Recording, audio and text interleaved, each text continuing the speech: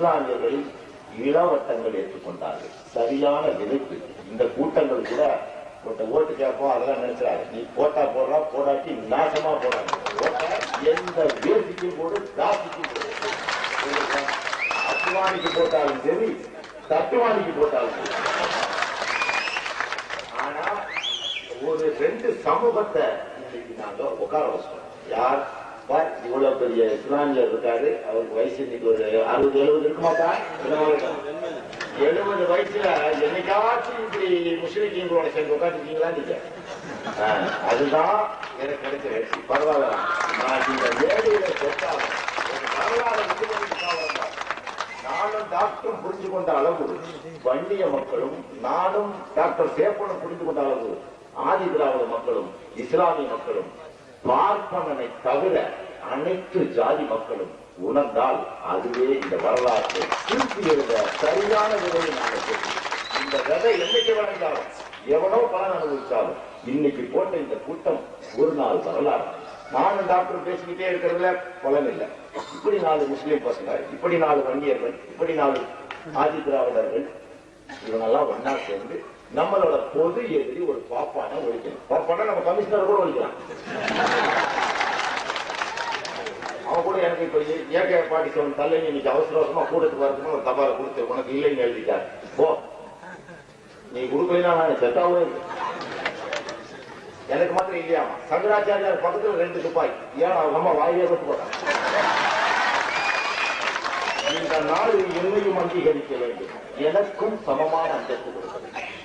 என்னை இந்த நாட்டினோட அங்கமா நினைக்காதவர இந்த நாட்டை அல்ல சகோதரர்களே, எந்த நாட்டையும் நான் ஏற்றுக்கொள்ள மாட்டேன்.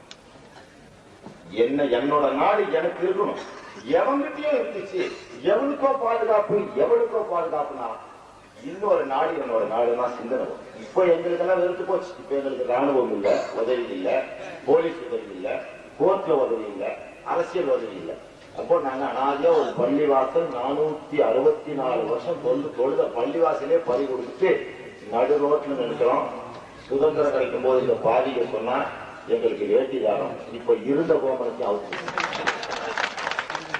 பரவாயில்லடா. இனி நான் யோசனை பண்ணி பார்த்தேன், இன்னும் கொஞ்ச நாளைக்கு இருக்க விடுவாங்களா இல்லையான்னு தெரியல.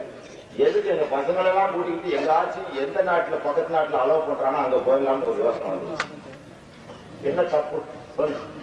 ஒண்ணு எங்களை வாழ விடு, இல்லைன்னா எங்களை வாழ வைக்கிற நாட்டுக்காக விட்டு தொலைலான்னு ஒரு நினைப்பு வந்து. அப்புறம் யோசிச்சோம், யார் அப்பனுக்கு சொத்தை யார் அப்ப வந்து குடிச்சிட்டு போறோம்? இந்த மண்ணின் மைந்தர்கள் நாங்கள். புரொஃபசர் கூட ஒரு கூட்டத்தில் பேசும்போது அப்துல் காதருக்கும் அமாவாசைக்கும் என்ன சம்பந்தப்பட்டு, நான் இப்ப கூட அன்னைக்கே சொன்னேன், அப்துல் காதருக்கும் அமாவாசைக்கும் தாண்டா சம்பந்தம். அது அமாவாசையா இருந்துதானே நாங்க இன்னைக்கு அப்துல் காதரா மாறணும். எங்களுக்கு வேணான்னு சொல்லி நாங்க வெளியேறிட்டோமே ஒழிய ஒரு தெளிவடைஞ்சு வந்துட்டோம். அவ்வளவுதான். எங்களுக்கு பின்ன எந்த மதத்தின் மீதும் எந்த மக்கள் மீதும் காழ்ப்புணர்வு இல்லை. இந்த மாதிரி கூட்டம் நம்ம கூடி பாரு, எல்லாம் ஜாதி மத பேதம் இல்லாம ஊர்ல ராமன் கோயில் இருக்கிறான், குஜராத்ல உதச்சு தோற்றான், பம்பாயில உதச்சு தோற்றான், நாடு இந்தியாவே பத்தி இருந்தாலும் ஐநாவரத்துல ஒரு தமிழ் டாக்டரும் ஒரு ஆதி திராவிட டாக்டரும் ஒரு பழனி பாபா துலுக்க டாக்டரும் சேர்ந்து ஒத்துமையா கூட்டம் போட்டுருக்கோம். இங்க என்னப்பா கலவரம் வரப்போகுது? உங்களுக்கு எல்லாம் யாராவது ஜமாத்தே இஸ்லாம்னு ஸ்பெல்லிங் தெரியுமா? அவன் என்ன பண்ணாலும் தெரியாது. வீரமணினா தெரியும் உங்களுக்கு. ஒண்ணு தீகா வீரமணி, இன்னொன்னு பொறுக்கி வீரமணி. சோடா முடியுதா, கடையில தண்டல் வசூலிக்கா. ஐநாவரத்துல அப்படி பெரிய ரவுடி ஏரியால அமைஞ்சிக்கரை, சாரி அமைஞ்சிக்கரையில அமைஞ்ச கரை